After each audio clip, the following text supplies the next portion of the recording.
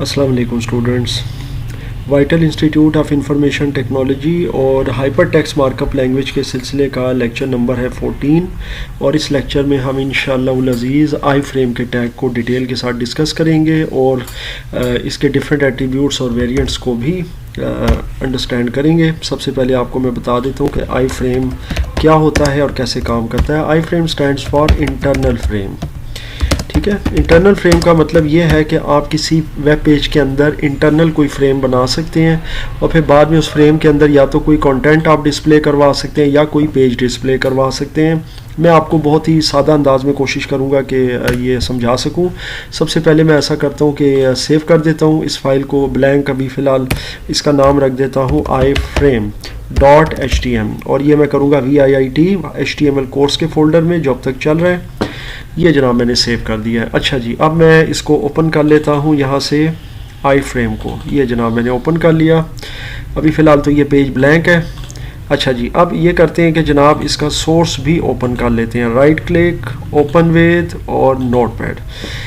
अच्छा जी, अब क्या करना है जनाब, अब हमने सबसे पहले ये देखना है कि इसमें कोई इंटरनल अगर मैंने वेब पेज डिस्प्ले करवाना है तो कैसे होगा। इसके लिए मैं आई फ्रेम का टैग स्टार्ट करूँगा और इसमें सोर्स का एट्रीब्यूट, और सोर्स एट्रीब्यूट से मेरे पास अभी एक red.htm की फ़ाइल पड़ी है, मैं वो लेकर आना चाहता हूँ अपने पेज में। इसको मैं सेव कर देता हूँ और उसके बाद पेज को रिफ़्रेश करता हूँ। ये देखिए, तो रिफ़्रेश करूँगा तो ये बाय डिफ़ॉल्ट एक फ्रेम आ जाएगा। इसकी जो विड्थ और हाइट है ये बाय डिफ़ॉल्ट होगी। ठीक है, बाय डिफ़ॉल्ट मीन्स कि जो भी एक फ्रेम वो HTML क्रिएट करेगा वो अपनी तरफ से विथ हाइट को स्पेसिफाई कर देगा। अगर हम करना चाहते हैं तो हम भी कर सकते हैं। वो इसलिए कि इस तरह के विथ अपनी मर्ज़ी से हम दे सकते हैं। जैसे 250 अगर मैं पिक्सल देना चाहता हूँ, Ctrl+S और यहाँ पर मैं आपको दिखा देता हूँ F5, तो ये 250 पिक्सल में आ जाएगी।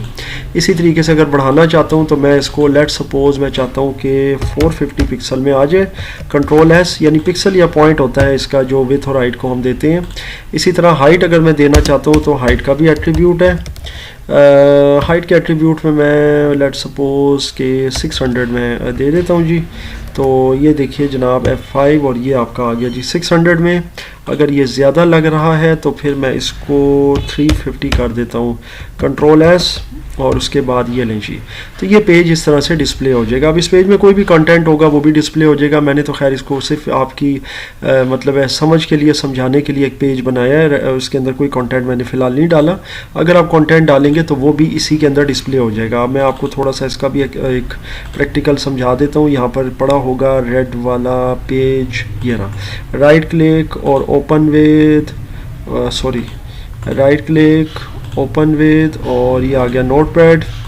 यहाँ पर मैं को टाइप कर देता हूँ टेक्स्ट और ये जब इसके अंदर अभी डिस्प्ले हो गया। अब यहाँ पर रिफ़्रेश करें तो इस पेज के अंदर जो भी कंटेंट होगा वो भी इस पेज के साथ डिस्प्ले हो जाएगा। तो आई होप कि आपको यहाँ तक ये चीज़ समझ आ गई है। अच्छा, अब मोर देन 1 पेजेस अगर आपने डिस्प्ले करने हैं तो इट्स सो सिंपल कि अगर आप एक से ज़्यादा पेजेस करना चाहते हैं तो अभी आप देखिए कि इसको कैसे करना है।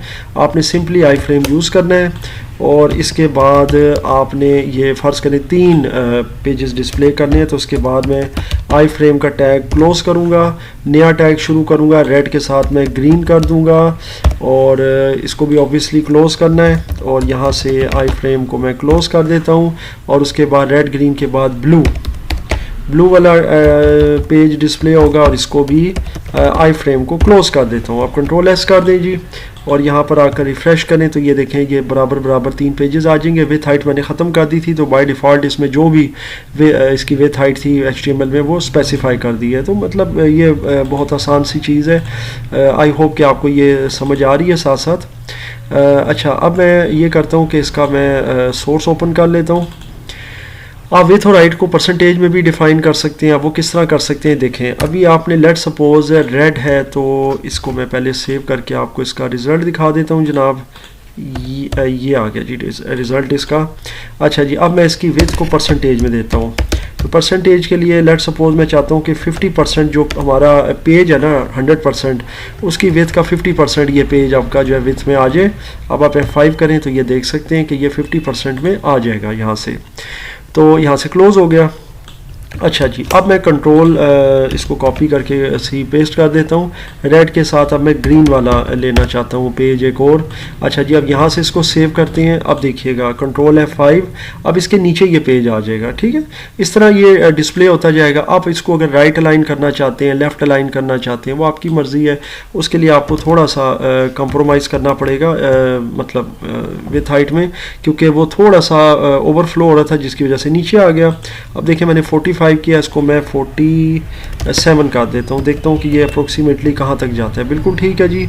उसके बाद इसको भी कम कर देता हूँ 47 पर, कंट्रोल S, और ये आप देख सकते हैं कि कुछ बेहतर हो गया है दोनों का। और 48 कर लें और देखें, तो मतलब इस तरह आप अंदाजे से ये चीज़ कर सकते हैं। अगर इनको सेंटर अलाइन करना है आपने, तो फिर दोनों से पहले आपने एक सेंटर का टैग दे देना है। ये देखें, ये सेंटर का टैग आपने दोनों फ्रेम से पहले दे दिया। ठीक है, अब आप इसको F5 करें तो ये दोनों फ्रेम सेंटर अलाइन हो जाएंगे और पेज के टॉप पर आ जाएंगे। तो सिमिलरली अगर आप मतलब 3 को करना चाहते हैं तो फिर 3 के हिसाब से उनकी परसेंटेज को आप ले लें। तो ये मैंने अपने एक अंदाजे से थोड़ा कम करके थोड़ा ज़्यादा करके आपको इसीलिए समझा दिया है कि परसेंटेज के अंदर भी आप विड्थ और हाइट दे सकते हैं। तो ये हो गया जी हमारा आई फ्रेम का टैग, इसका सोर्स। अब आई फ्रेम को हम मज़ीद समझते हैं कि आई फ्रेम क्या है जी और किस तरह यूज़ हो रहा है। देखें, अब आप ये देखिएगा कि मैंने आई फ्रेम को स्पेसिफाई कर दिया है। अब मैं इसको सेव करने लगा हूँ।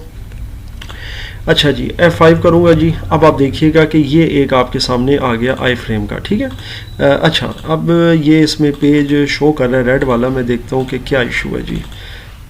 इसमें इशू तो कोई नहीं है, देखते हैं जी। आना नहीं चाहिए वैसे रेड वाला, क्योंकि मैंने इसका सोर्स नहीं दिया, नहीं आ रहा। बिल्कुल ठीक है, कभी कभार ये इशू हो जाता है। अच्छा जी, अब आप ये देखें कि मैंने सिंपल आई फ्रेम को स्पेसिफाई किया, कोई सोर्स नहीं है उसके अंदर। तो आप ये देख सकते हैं एक स्पेस यहाँ पर आ गई है मेरे लिए, यानी कि HTML ने मुझे एक फ्रेम दे दिया है कि जनाब आपके पास ये फ्रेम है। अब इस फ्रेम में आप चाहें तो आप कोई वेब पेज भी डिस्प्ले कर सकते हैं, और अगर चाहें तो कोई एक्सटर्नल कंटेंट भी डिस्प्ले कर सकते हैं। तो अब ये एक्सटर्नल कंटेंट वाली चीज़ बड़ी इंटरेस्टिंग है, और ये भी मैं आपको इसके अंदर अभी समझा देता हूँ। देखें जी, एक्सटर्नल कंटेंट का ये होता है कि आपने कोई लेट सपोज कोई मूवी है जो आप इधर डिस्प्ले करवाना चाहते हैं। ठीक है, और ये बहुत ही इंटरेस्टिंग सी चीज़ है कि मूवी को किस तरीके से आप करेंगे। मूवी के लिए आप ये करेंगे कि मैं आपको प्रैक्टिकली समझा देता हूँ। बाकी मूवी का जो है वो होगा, मैं एक मतलब फ़र्ज़ी कर दूंगा इसके अंदर एक सोर्स। बाकी आप अपनी मर्ज़ी से जो मर्ज़ी मूवी इसमें डाल सकते हैं। आई फ्रेम है जी, आई फ्रेम का नेम आप रख दें, लेट सपोज आप रख दें ABCD, कोई भी नाम रख दें। ठीक है, कोटेशन देनी है तो दे दें, नहीं देनी तो आपकी मर्ज़ी है। ये आई फ्रेम हो गया। उसके बाद आपने एंकर का टैग यूज़ किया, और href का इसमें दे दें जैसे movie.mp4, कोई भी मूवी है। ठीक है, कोई नेट से डाउनलोड की है वो आ गई। उसके बाद अगर लेट सपोज आपने अब ये मूवी तो दे दी, लेकिन हाइपर रेफरेंस में ये होता है कि आप जब इस पर क्लिक करेंगे ना तो ये अलग से पेज में खुलेगी, लेकिन आप चाहते हैं फ्रेम में ओपन हो। तो फिर इसके लिए आप यहाँ पर टारगेट का एट्रीब्यूट देंगे, और टारगेट में ABCD इस आई फ्रेम का नाम दे देंगे जो यहाँ पर स्पेसिफाई किया। ठीक है, तो ये यहाँ पर आप स्पेसिफाई कर देंगे। उसके बाद यहाँ पर आप एक टेक्स्ट लिखेंगे, click here to view the clip. मतलब यहाँ पर मैं ये टाइप कर देता हूँ, और साथ ही मैं प्रॉपरली टैग्स को क्लोज कर देता हूँ, एंकर का भी और आई फ्रेम का भी। अब मैं इसको कर देता हूँ जनाब सेव, और सेव करने के बाद आई फ्रेम को ओपन करते हैं जनाब। एक मिनट, इसको मैं दोबारा से ओपन कर लेता हूँ ताकि ये फ्रेश हो जाए। ये लें जी, अब आपके सामने जो पेज आएगा ना, इसमें आपके सामने एक फ्रेम आ गया है, और टेक्स्ट अभी डिस्प्ले नहीं हुआ। मैं ये देखना चाहता हूँ कि ये टेक्स्ट क्यों नहीं डिस्प्ले हुआ जी। Is there any issue? Hyper reference click here to view the clip, AHREF, और बिल्कुल ठीक है, टारगेट भी है ABCD और सारा। तो इसमें आई फ्रेम को यहाँ से कट कर देते हैं, क्योंकि गलत हमने इसको नेस्ट कर दिया, यहाँ से यहाँ पेस्ट कर देते हैं जी। ठीक है, बाज़ औक़ात ये मिस्टेक भी हो जाए तो ये मसला हो जाता है। अच्छा जी, अब F5 करें तो अब आपके सामने ये आ गया जी। अच्छा, अब एक और भी छोटा सा काम करना है इसके अंदर, वो ये करना है कि हमने इसको BR कर देना है। तो BR के लिए हम ये करेंगे कि इसके स्टार्टिंग में हम BR यानी लाइन ब्रेक का टैग यूज़ कर लेंगे। अब इसको सेव कर लेते हैं और इसको रिफ़्रेश कर लेते हैं। तो ये जनाब आपके सामने आ गया। अब इस पर जब आप क्लिक करेंगे ना तो ये इसके अंदर वो मूवी जो होगी ना वो प्ले हो जाएगी। तो ये याद रखिएगा कि ये बहुत ही इंटरेस्टिंग जो है ये एक मैंने नेस्ट किया है 2 टैग्स को, यानी एंकर को और आई फ्रेम को। मूवी मैंने एक फ़र्ज़ी नाम डाला है, आप अपनी मर्ज़ी से जो भी नेट से मूवी डाउनलोड करेंगे उसका नाम और उसका पाथ आपने दे देना है यहाँ पर, और ये इसका मतलब कोड है और ये बिल्कुल ठीक है, इसमें कोई इशू नहीं है। और आप इसको ख़ुद भी कर सकते हैं, मैंने इसलिए स्पेसिफाई नहीं किया क्योंकि मैं कोई किसी किस्म की मूवी इसमें नहीं चलाना चाहता। आप अपनी मर्ज़ी से कोई भी मूवी डाउनलोड करें, यहाँ उसका नेम और पाथ दे दें, वो MP4 में हो, चाहे वो किसी भी MPEG फॉर्मेट में हो, चाहे वो किसी AVI फॉर्मेट में हो, वट एवर। और उसके बाद टारगेट में आपने याद रखिएगा कि वही नाम डालना है जो आप इसका आई फ्रेम का नेम रखेंगे यहाँ पर, ठीक है, कोई भी नाम हो सकता है, ABCD, अदनान है, वट एवर। तो इस तरीके से वो आप एंकर के टैग को भी और उसके साथ आई फ्रेम को दोनों को नेस्ट कर सकते हैं। आई होप कि इस लेक्चर में आपको ये दोनों टैग्स कंबाइन करके भी समझ आ गया और आई फ्रेम का भी पता चल गया।